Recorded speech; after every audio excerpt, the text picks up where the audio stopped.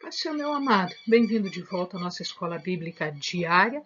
Estamos falando da história do povo de Deus e da geografia de onde toda essa história aconteceu. Então, a história e a geografia bíblicas. Estamos falando de Salomão. Então, pega a sua Bíblia, pega o seu caderno de estudos, ora o Senhor, pede a Ele discernimento, entendimento, conhecimento, sabedoria. Pede a Deus proteção para que nós possamos desvendar dos seus mistérios.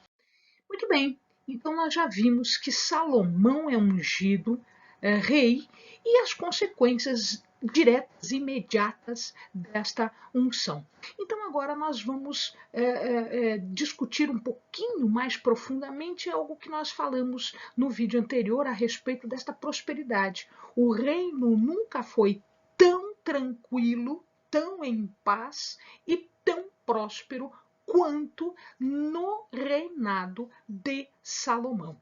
Então vamos dar uma olhadinha mais profundamente nisso? Muito bem. A prosperidade do reino, ela pode ser vista em alguns aspectos. Tá? Então, prosperidade não é só prosperidade financeira.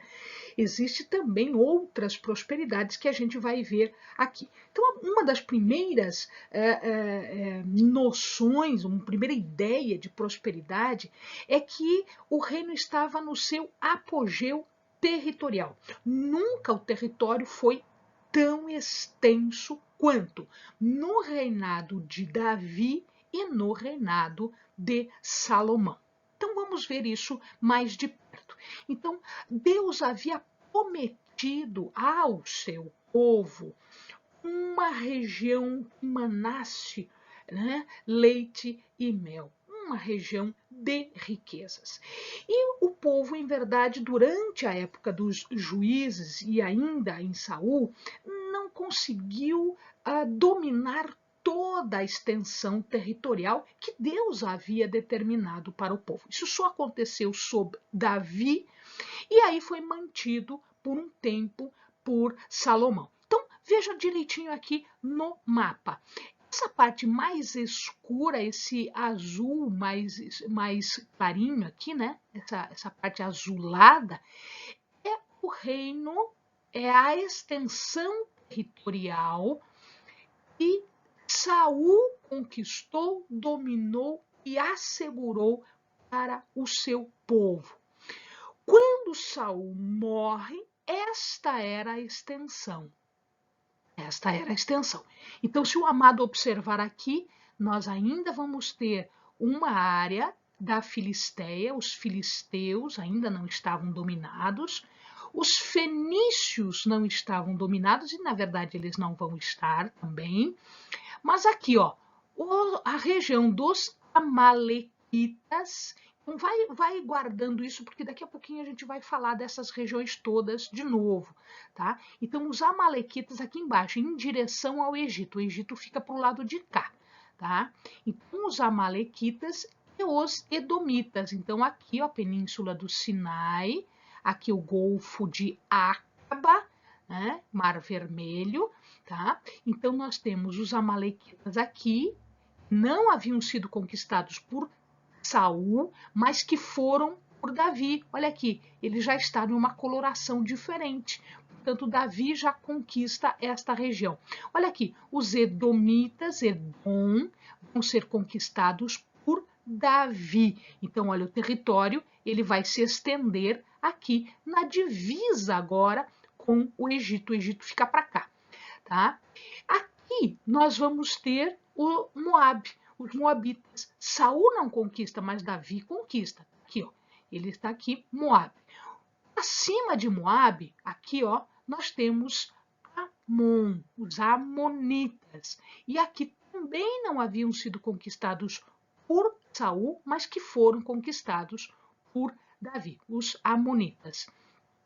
Aqui nós temos os arameus, os arameus, que depois vão se chamar sírios, né? E a cidade de Damasco, uma cidade importante aqui, cidade de Damasco, que foi a capital, né, do povo arameu e depois dos sírios.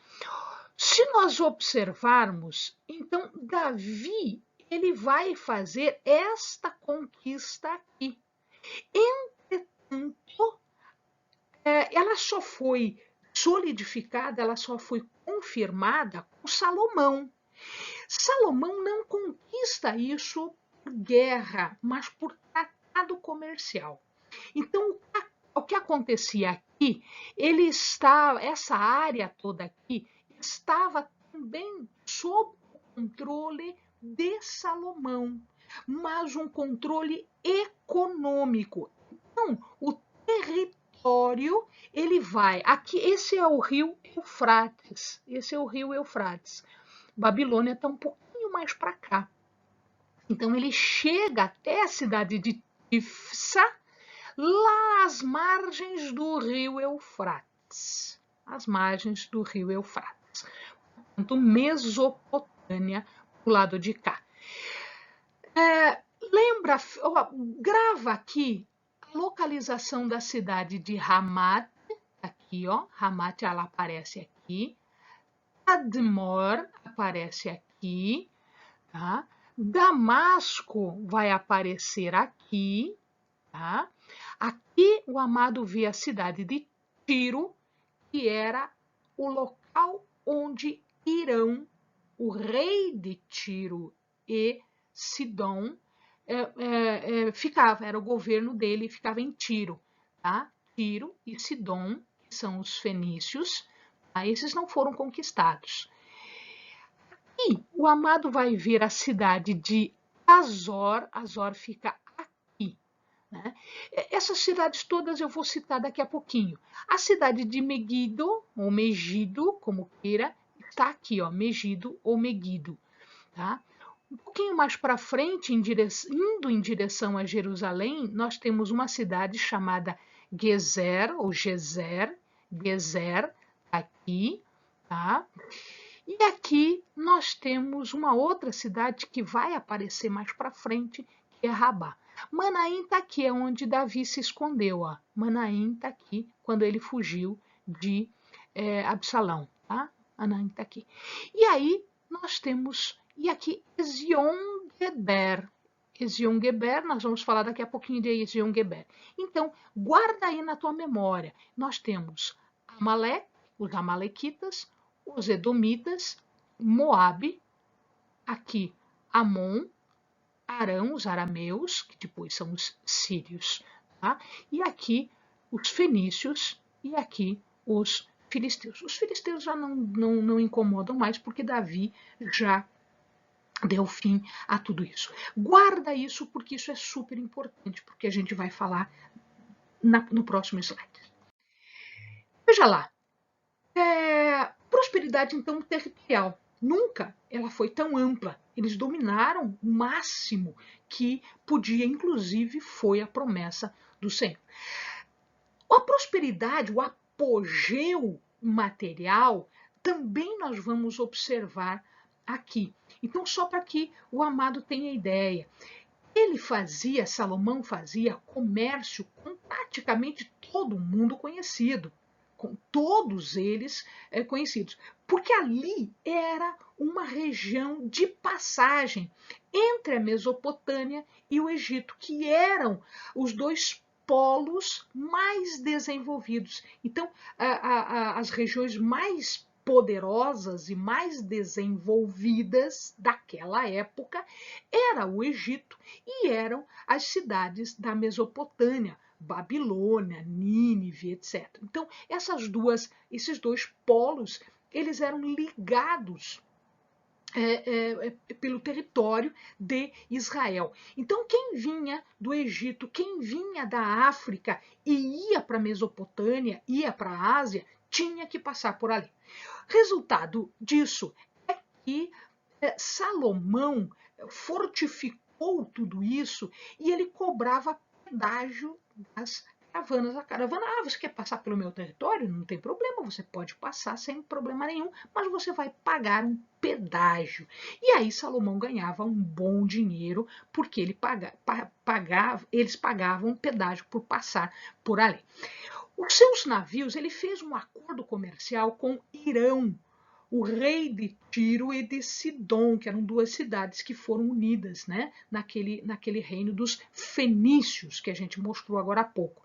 Os seus navios, eles chegavam até a Espanha. Dizem alguns que eles vieram melhor, né, até o Brasil.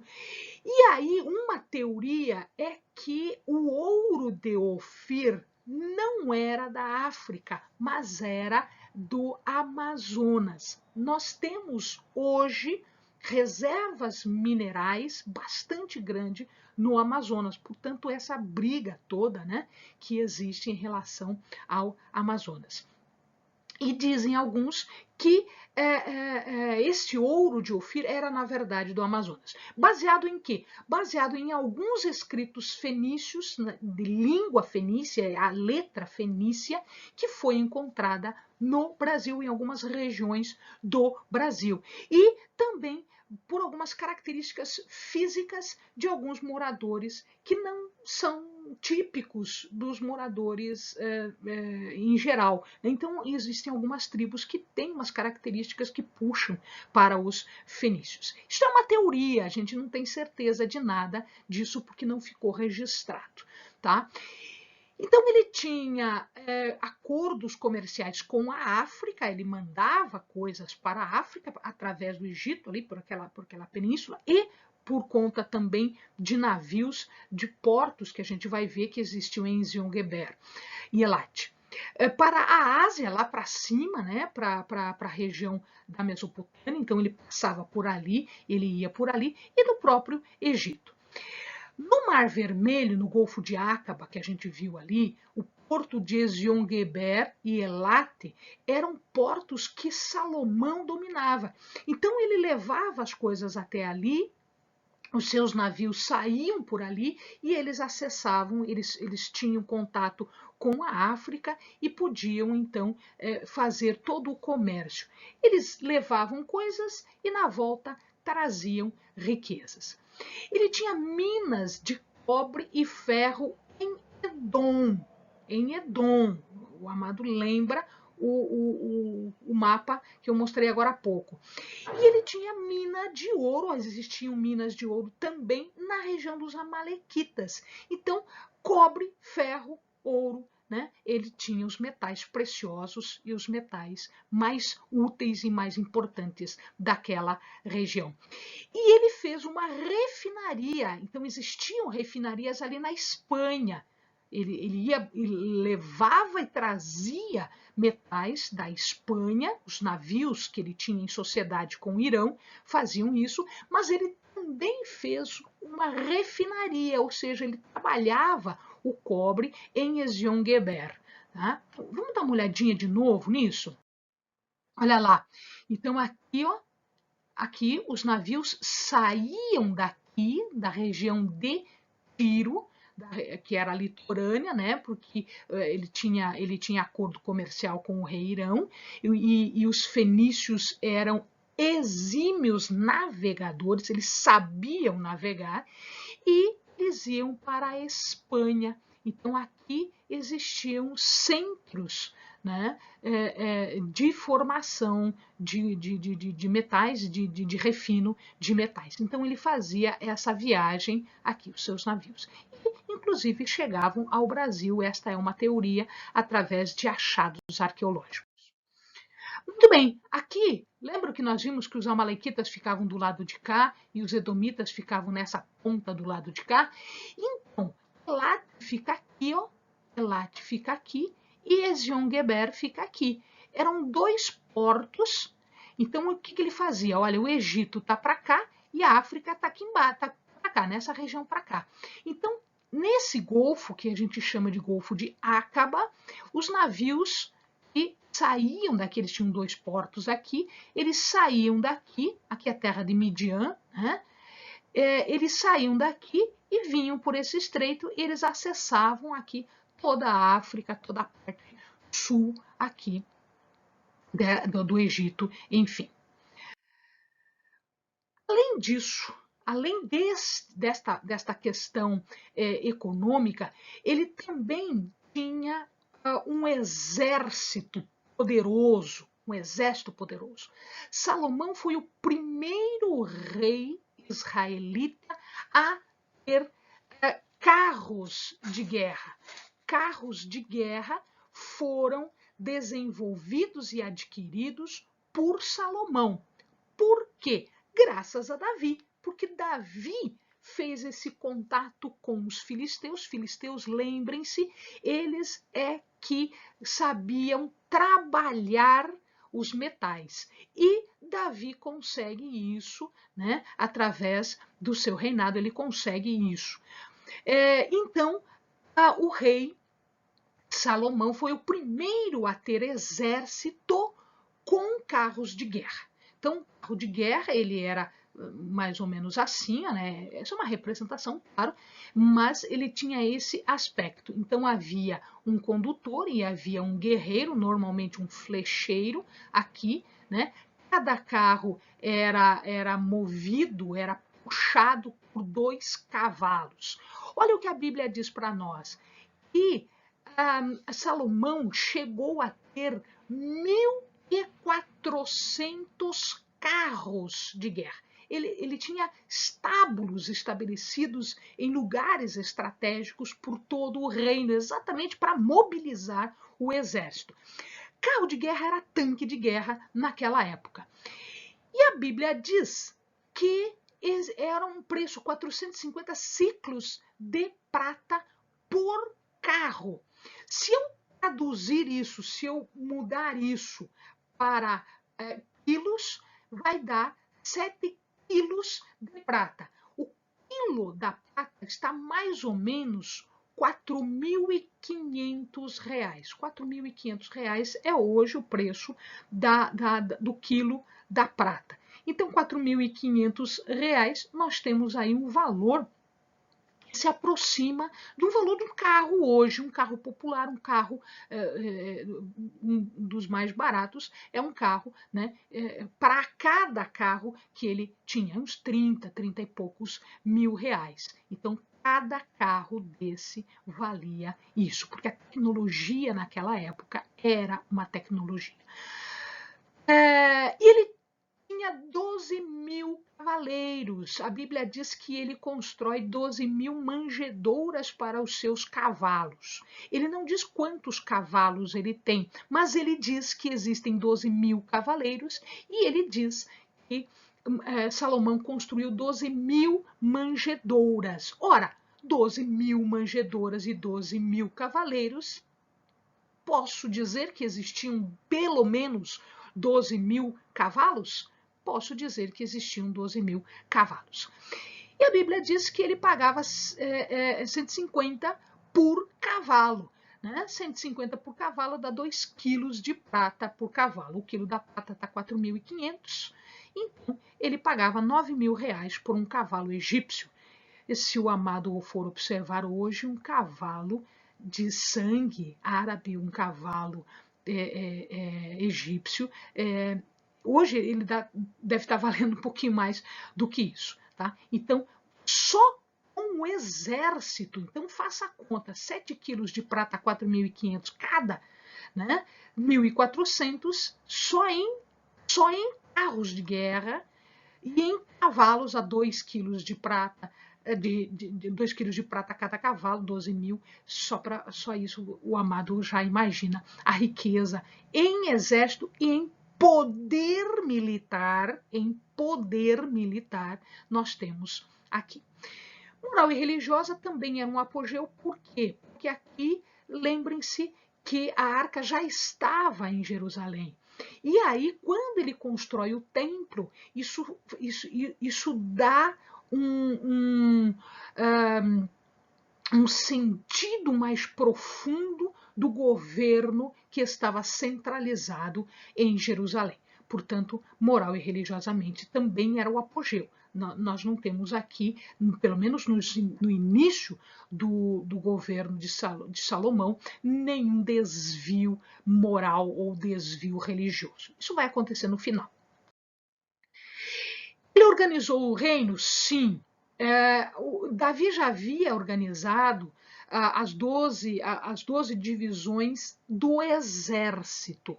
O que ele faz agora? Ele aumenta o número de sacerdotes e escribas, então ele passa para 3 sacerdotes, 2 escribas, ele tinha um chanceler, que é um diplomata, tá? Ele tinha um supervisor de funcionários, faça ideia, 25 mil pessoas comiam à sua mesa.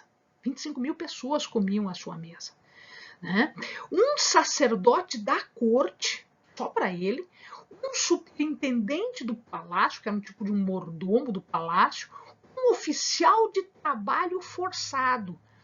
Aqui nós vamos ver que depois isso vai dar uma discussão com Jeroboão. Tá? Um comandante de exército, e aí, administrativamente, ele divide o reino em 12 distritos, que não necessariamente as 12 tribos, mas 12 regiões territoriais. Cada região territorial era responsável por manter a corte por um mês. Então, e nos outros meses, o que eles faziam? Juntavam dinheiro para dar possibilidade de se desenvolver tudo isso. Existiam os trabalhadores. Por que tinha uma pessoa só para isso? Só para vocês terem uma ideia, quando se construiu o templo, existiam 70 mil trabalhadores de carga que carregavam as coisas e 80 mil cortadores de pedra. Ou seja, vai dar aqui 150 mil pessoas trabalhando para Salomão, todos de graça. E 30 mil israelitas, tá, que também trabalhavam para só para a construção do templo, fora as outras construções que ele também fez. Tá? Amados, vamos dar uma olhadinha aqui, o ouro de Ofir. Os navios de Irão, eles traziam 420 talentos de ouro. Quanto isso significa? Entre 13 a 25 toneladas de ouro. Só para o amado ter uma ideia. Quanto vale o ouro? O quilo do ouro hoje está mais de 300 mil reais. O quilo do ouro está mais de 300 mil reais. O quilo. Tá? A tonelada são 1.000 quilos. Então, os navios de Irão, eles traziam de Ofir, eles traziam de 13 a 25 toneladas de ouro. Eles viam, isso era contínuo. Tá? Por ano, Salomão recebia 666, olha que número, 666 talentos de ouro. Isso vai me dar entre 22 e 40 toneladas. Por que 22 e 40? Porque o talento, ele podia significar 30 quilos ou 60. Existiam 2 medidas para o talento. O talento menor, que era 30, e o talento maior, que era 60. 30 e alguma coisa, 60 e alguma coisa. Então, isso vai me dar entre 22 e 40 toneladas de ouro por ano, que chegava no reino de Salomão. Então, por isso, houve muita fartura, muita prosperidade. Entretanto, infelizmente, isso não foi suficiente, como nós vamos ver mais para frente. Amém, amados? Bons estudos.